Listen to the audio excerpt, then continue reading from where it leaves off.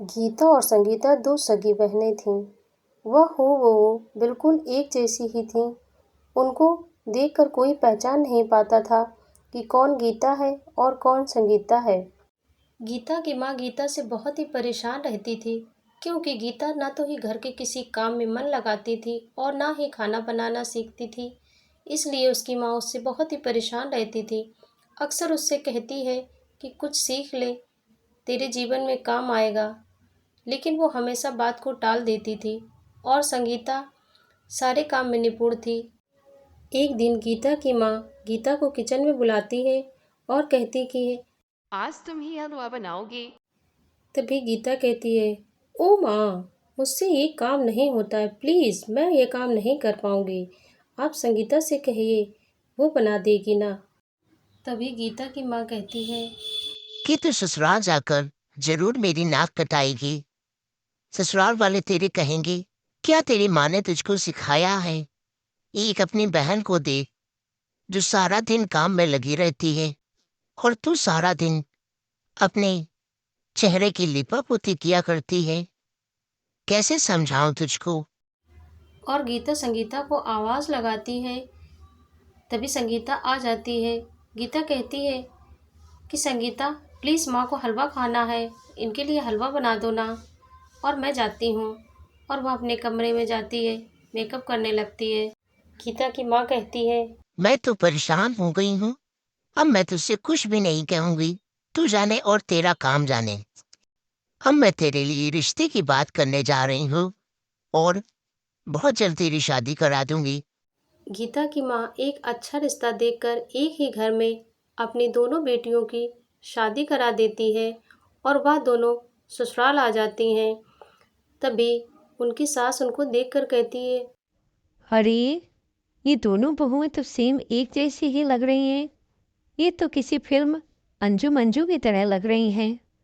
तभी उनके रिश्तेदार भी बोलते हैं, हाँ जानकी, तेरी बहुएं तो एकदम अंजू मंजू जैसी लग रही हैं। और उनकी सास उन लोगों का गृह प्रवेश कराती हैं और उनसे कहती हैं कि अब तुम लोग अपने अपने कमरे में जाओ और आराम करो। कल तुम्हारी पहली रसोई है, इसलिए सुबह जल्दी ही उठना। दोनों बहुएं अपने अपने पतियों के साथ अपने अपने कमरे में चली जाती हैं। तभी संगीता का पति कहता है, संगीता, तुम कितनी सुंदर हो। हाँ, वो तो ठीक है, लेकिन कल मेरी पहली रसोई है, इसलिए मैं चाहती हूँ कि मैं जल्दी ही सो जाऊँ। वैसे भी शादी के कारण मैं काफ़ी थक गई हूँ। मैं कोई भी शिकायत का मौका नहीं देना चाहती हूँ। उसका पति कहता है, ठीक है, जैसी तुम्हारी मर्जी। संगीता सो जाती है और इधर गीता भी अपने रूम में सो जाती है। सुबह वह 4 बजे का अलार्म लगा के सोती है और 4 बजे सुबह उठ जाती है। फिर वह सोचती है, पहले मैं घर का सारा काम कर देती हूँ, साफ सफाई वाला। और वह घर की पूरे साफ सफाई करती है और वह नहा धोकर अपने रूम में तैयार होने चली जाती है। और गीता इधर सोती ही रहती है।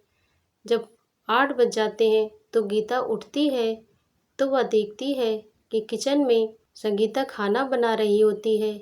वह झट से अपने कपड़े बदल कर ही किचन में पहुंच जाती है और देखती है कि संगीता ने तो खाना बना के रखा था। अब वह देखकर बहुत ही परेशान हो जाती है कि मुझे भी तो बनाना है। और तभी वह अपने दिमाग लगाती है और संगीता से कहती है कि तुम्हारे माथे पर बिंदी नहीं है, आज हमारी घर में मुँह दिखाइए, इसलिए तुम अपने कमरे में जाकर बिंदी लगा कर आओ। और वह अपने कमरे में बिंदी लगाने चली जाती है। तभी उसकी सास आ जाती है और देखती है कि गीता खाना बना रही है और संगीता गायब है। फिर वह गीता से पूछती है कि तुम्हारी बहन कहाँ है? तो गीता कहती है कि वह तो अभी यहाँ नहीं आई है। तभी उसकी सास आग बबूला हो जाती है और उसके कमरे में जाती है, तो वह अपना देखती है कि मेकअप कर रही होती है। तभी वह उसको डांट लगाती है और कहती है, ये क्या, तू अभी तक तैयार नहीं हो पाई हो। और गीता देखो, खाना सारा बना के रखा है उसने। संगीता कुछ नहीं बोलती है और चुप रहती है और किचन में आ जाती है।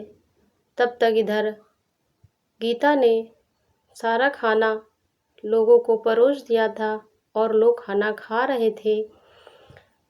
और जो उसने खाना जला हुआ बनाया था, वह खाना वो वहीं छोड़ देती है। तभी संगीता उस खाने को लेकर टेबल के पास पहुंचती है, तो ये सब देखकर वह सब रिश्तेदार उसका मजाक बनाते हैं और गीता की बहुत ही तारीफ करते हैं कि कितना अच्छा खाना बनाया है। वह जान के तेरी बहुएं तो बहुत अच्छा खाना बना लेती है।